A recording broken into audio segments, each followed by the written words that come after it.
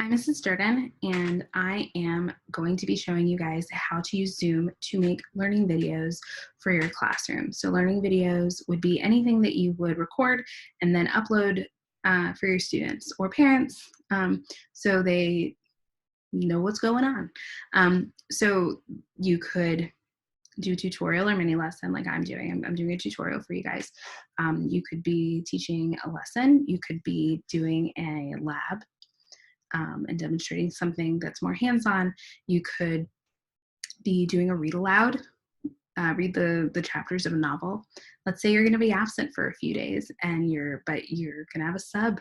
You could record your morning meetings, or you could record your story times and share those with the class through YouTube or Classroom.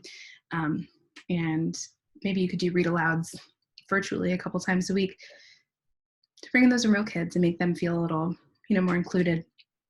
You could do a weekly check-in and have like a weekly video that you talk about goings on in the classroom.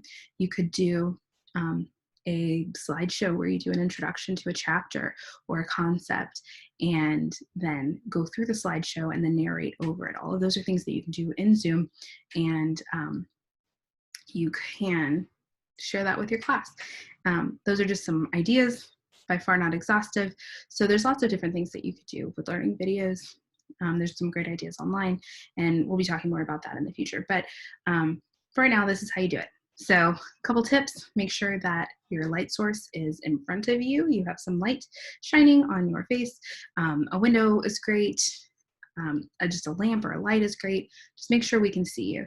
I've got a ring light. It's not necessary, but I do like it.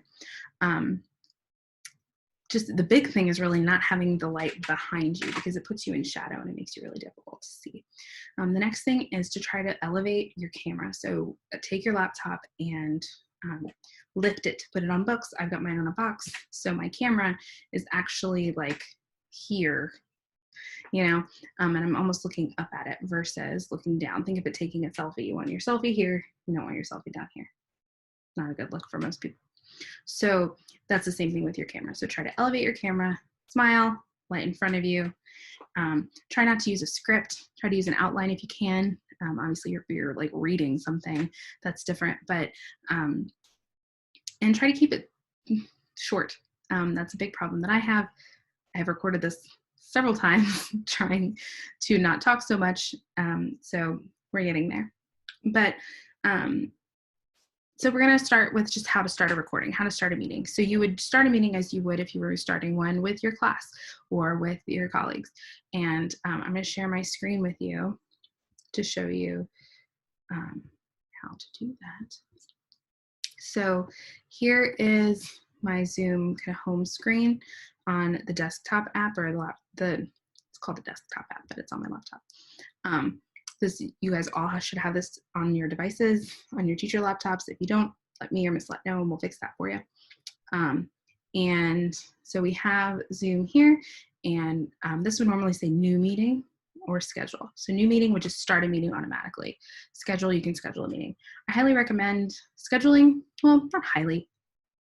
The positive thing about scheduling are a couple reasons. One, if you like to have any other devices logged in as well, either as a second camera or maybe just so you can see how people would be seeing your video, which I like to do.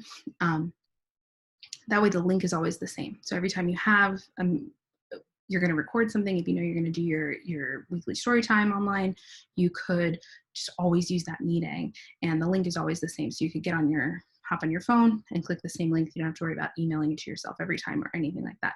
The other thing that's neat about having a recurring meeting is that when the file saves, the recurring meeting title is in the file name. So if you go, if you've recorded something and you don't get to go back and look at it again for a few days, and you go back to August 31st and you've got 6 or 7 Zoom videos there, or folders with all your different classes for middle school teachers or specialist teachers or whatever, it's a lot to sift through.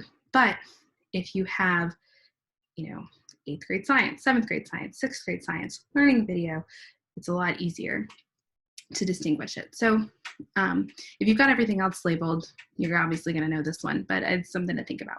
So, and I have a recurring meeting set. So I can go to meetings and go down and find my recurring meeting and then click start.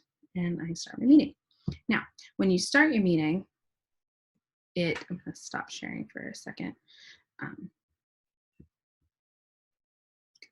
It's more laggy. So when you first start your meeting, the recording will start immediately. And what I recommend is using the stop button. There's a stop recording button, and I guess I shouldn't have stopped sharing because now I need to show you that. So there's a stop recording button, and I would do that because what it does is it splices that video. And so when you start the meeting, as soon as you click start or new meeting, it starts recording. So all of that time that you're getting your audio set up and your camera set up and all that, it's recording. It's a black screen, and so it's like 30 seconds, and you don't want that. And plus, that way you're not kind of rushed to get started. So when the meeting opens, I would do stop record, which the recording is like it's right there. There's a stop, and there's a stop and pause. And then that way you can get in, take a breath, check your face, check your hair, make sure everything's situated the way that you want it to, and then you can press record kind of when you're ready. You can use stop if you mess up and start again. If you use stop, it will again put a splice in it, and it will have two separate videos. So if you press the stop button, you have to start over if you have already been talking or recording. There's a pause button though. So if you need to stop and grab something, if your phone rings, if the dog's barking, you can press pause and then just start right back up, and you don't have to restart again. So that's start and pause, and use them to your advantage. It really helps when you're doing this. So that's really it for kind of getting a meeting started. In the next video, we're going to do some basic screen sharing. Thanks. Bye.